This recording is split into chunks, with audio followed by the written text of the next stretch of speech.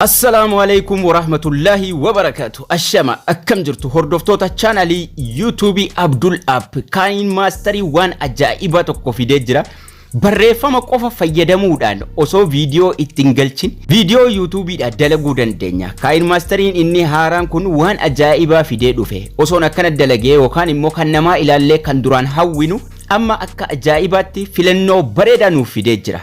Kana fayyadamne barreeffama qofaan video dalaguu dandeenya. Akkasuma video irratti stiikerii adda addaa fayyadamuu dandeenya. Barreeffamaan interview akka chattii gochuudhaan video adda addaa dalaguu dandeenya. Akkamitti akka dalaguu dandeenyu fi akkamitti akka itti fayyadamnu stiikerii qofa fayyadamuudhaan video akkamitti akka dalaguu dandeenyu. Stiikeriin kun faayidaan isaa maalinni ka jedhu bal'inaan waliin ilaalla. Namoonni channelii kanaaf haaraa taatan subscribe gochuu hin dagatinaa, akkasuma like, share hiriyoota keessaniif godha. Haga dhuma barnoota kanaatti turtii gaarii. Barnoota Kain Mastery kutaa tokkorraa eegallee kutaa 12 waliin geenye jirra. Hundi keessanuu jalqaba Kain Mastery akkamitti akka itti fayyadamtan sirriitti beektu. Barnoota har'aa kana keessatti Kain Mastery irra erga seentanii booda jalqaba background tokko filattu. Suuraadhuma tokko fudhattanii dhaytu. Image asset keessa sanaan booda backgroundicha ni dheereffattu. Erga dheereffattanii booda stiikerii adda addaa irra fiduu eegaltu jechuudha. Gurraacha calliseetuman filadhee osoo waan biraa kalara adda addaa fayyadamtanii baay'ee bareedaadha. Akkasuma stiikerii keessa seenuudhaan akkamitti akka buufattan kutaa tokko irratti bareechee dubbadheen jira. Barnoota viidiyoo tolchuu kutaa tokkoffaa irratti. Isa kana keessa seentanii bareechitanii download godhattu. Barreeffama adda addaa jira. Barreeffama istaayila adda addaatiin jiru. Rakkinni isa gadi buufachuu fi erga gadi buufattanii kaatanii ilaaluu osoo hin taane akkamitti barreeffama stiikerii bakka buusuu dandeenya isa jedhu. Namoota baay'ee kan rakkisee jechuudha. Anis kana isinii qabadhee dhufe. Amma stiikerii adda addaan download godhataa jira.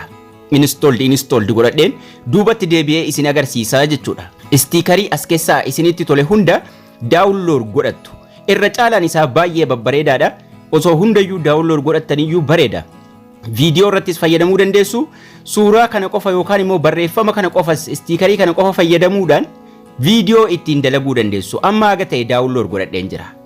Sanaan booda layerii tuquudhaan stiiker ka jedhu tuqadha.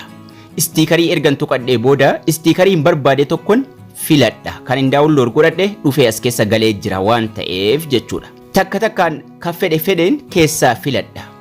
Amma kana filadhe ka jalqabaa kanaa jechuudha. Ka jalqabaa kun search baarii intertext gubbaatti jedhee qaba. Yoon barbaade background kiyya addaan hin kutaa no problem, waa tokko waan rakkina qabu miti kuni.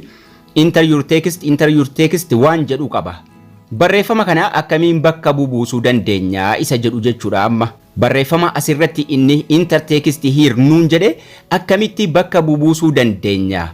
Gubbaatti Abdul App jedhe jalatti barnoota YouTube, barnoota video editing, barnoota StreamYard nin dheereffadha yoon barbaade hagam fedhen harkisee dheereffadha. Abdul App barnoota YouTube, barnoota video editing, barnoota StreamYard waan adda addaa jennee stiikericha irratti barreeffannaa jechuudha. Stiikeriin kun ka adda addaatu jira baay'eedha. Diizaayina adda addaatiin barreeffama bakka nuuf buusaa jechuudha. Haala nu barbaanneen. Akkasuma video irratti fayyadamuu dandeenya. Akkamitti akka video irratti fayyadamtan dhugaa ni beektu hundi keessanuu warri duraan video editing kutaa tokko haga 11tti kan daawwattan sirriitti beektu. Mee amma stiikerii tokko haa filadhu. Stiikerii tokko filadhee waliin haa barreessinu. Stiikerii kana filadhe. Stiikerii asirratti argitan enter your text here waan jedhu ofirraa qaba. Duubatti hin deebi'a. Duubatti ergan deebi'ee booda setting ka jedhu tuquudhaan sanduuqa jalqabaa irratti jalqaba ittiin guuttadha. Waan istaayila sanaa wajjin deemu yes tuquu qabdu waan jedhu barreesse mata duree irratti. Jalatti immoo maaliin gochuu qaba? Yesii fi noon kaa jechuudha. Yes ka jedhuun jalqaba rakaa, sanaan booda sanduuqa lammaffaatti no ka jedhuun fidee kaa. Taphachiisee haa ilaalu. Kadhumaa irratti kan hin barreesse yes tuquu qabdu. Yes sanduuqa jedhutti raayitii godhamee jira. Noon duwwaadha jechuudha. Ammallee kabiraa itti daanee waliin haa barreessinu kabiraa tokko kanarraa muradhee haa gabaabsu. Layerii kanan tuqa sanaan booda stiiker isii jettuun filadha. Stiikerii kabiraa tokkon filadha. Stiikerii na barbaachisu tokkon filadha. Stiikeriin kun naa ta'e. Istiikariin kun naa ta'e xiyya duubatti na deebisu sanaan duubatti deebi'a achuma irratti xiyya sana tuqa settings ka jedhu kana tuqa. Enter text sanduuqa jalqabaa irratti waan ta'e haa barreessu streamyard.com jettanii sarchii gootu waan jedhu haa barreessu streamyard.com jettanii sarchii gootu waan jedhu irratti haa barreessu. Waan wannichaa wajjin diizaayina barreeffamichaatii wajjin deemuu danda'u kan isin irra galchuu qabdan. Kunoo amma gubbaa irratti streamyard.com jettanii barreessu. Sanduuqa jalqabaa irratti lammaffaa irratti dhaqee barreessa ammallee. Bakka duwwaa irratti iimeelii keessan guuttu. Waan ta'een ittiin nama agarsiisaa jira jechuudha. Giraafii barreeffamaa yookaan istiikarii barreeffamaa naaf kenname irratti bakka duwwaa sadaffaa irrattis iimeelii keessan itti guuttu waan jedhu haa barreessu. Waa waliin deemu jechuudha. Barreeffama haala feetanitti itti barreessitu. Sanduuqa sadanuttuu barreessi. Irra deebi'ee haa taphachiisu. Amma akka viidiyoo ta'aa deemaa jira jechuudha. Wannin irratti katabaa jiru. Sanduuqni tartiibumaan nu dhufa. Tartiibuma sanaan irratti katabnaa jechuudha. Tartiibuma inni achirratti nuuf kaayeen irratti katabaa deemna. Kariin ka adda addaa jira. Kunoo amma streamyard.com jettanii sarchii gootu bakka duwwaa irratti iimeelii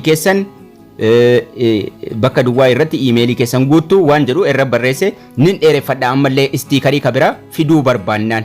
Akkasuma baakgiraawundiin gurraachiin fide kun naaf hin taane taanaan baakgiraawundii gurraacha irra tuqee kalara adda addaa kalara waan sanaa wajjin deemuu danda'u itti jijjiiruu ni danda'a. Tokkoon baakgiraawundii irra tuqee jechuudha.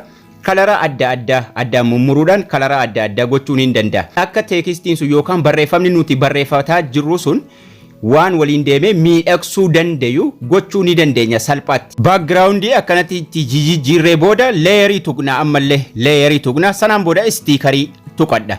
Istiikarii haaraan barbaada taanaan mallattoo as jiru kana tuquudhaan istiikarii haaraa ammallee itti dabaladhee dhufa.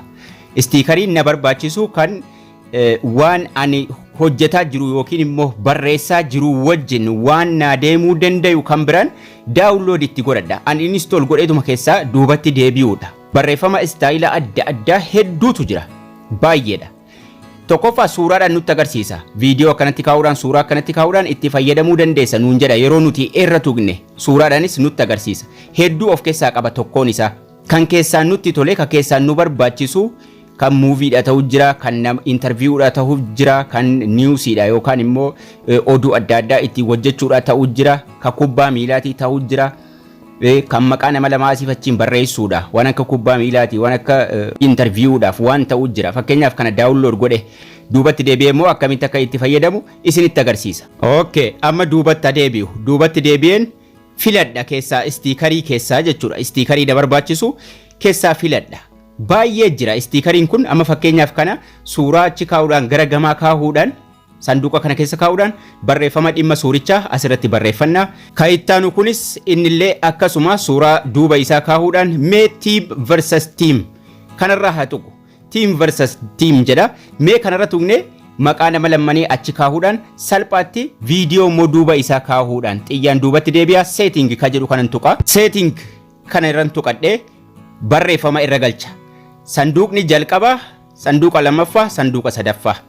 Sanduuqa jalqabaa irratti callisee Abdulaab haa jedhu awwaan irratti barreessu dhabeen Abdulaab jedhaa jira amma Abdulaab achi taa'e sanduuqa lammaffaa irratti ammas kataba. Yoo barbaanne fi jechuu dandeenya. Yoo barbaanne immoo fi isii jettu irraa dhiifne VS versus waan jedhu irratti katabuu dandeenya. Sanduuqni sadaffaan ni hafa. Sanduuqa sadaffaa irra deemeen ammas waan takka irratti barreessa. Like maqaa nama lama Abdurazaq jedhu asirratti okay godha. Mee viidiyoo duuba isaa haa keenyu. Kalara jijjiiruu ni dandeenya halluu teekistii kalarii tuquudhaan. Mee duuba waan kana immoo viidiyoo haa keenyu duuba barreeffama kana. Barreeffama ishee kana qofa waan ta'eef wanni hin fedhuuf baakgiraawundii bakka sanaan gidduutti haa muru haga sanaa qofa jechuudha. Baakgiraawundii gidduutti muree bakka murame kanarra tuquudhaan replace ka jettu kanan fayyadama. Sanaan boodaan viidiyoo tokko fidee bakka sana buusa. Replace jechuun bakka baakgiraawundii sana waan biraa buusuu jechuudha. Viidiyoodhuma kana haa filadhu, viidiyoodhuma xiqqoo kana haa filadhu fidee bakka buuse. Baakgiraawundii duraan piinkii ture sana irraa haqee viidiyoo kana fidee bakka buuse. Bakka maqaa itti fayyadamne harkifnee dheeressuu dandeenya. Sana sirriitti beektu hundi keessanu. Haala kanaan haala salphaa taheen istiikarii kumaatamaan lakkaa'amutu achi keessa jira. Istiikarii sana jijjiiraa garii harkifnee dheeressuudhaan garii gaggabaabsuudhaan diizaayinii adda addaa wal maknee fayyadamuudhaan sagalee qofa irra gadhiifnee viidiyoo ajaa'ibaa dalagachuu dandeenya isiniin jedha.